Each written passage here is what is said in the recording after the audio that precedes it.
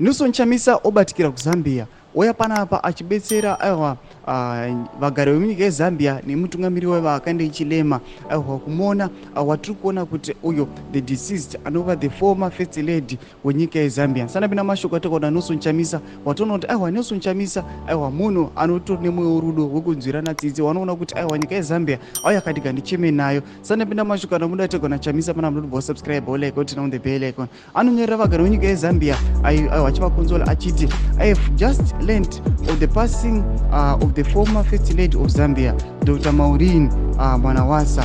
I knew Dr. Mwanawasa at a personal level and was very dear to me. She believed in a better world and was passionate about a new Africa. My deepest condolences to the Mwanawasa family and indeed to the people of Zambia on this sad loss.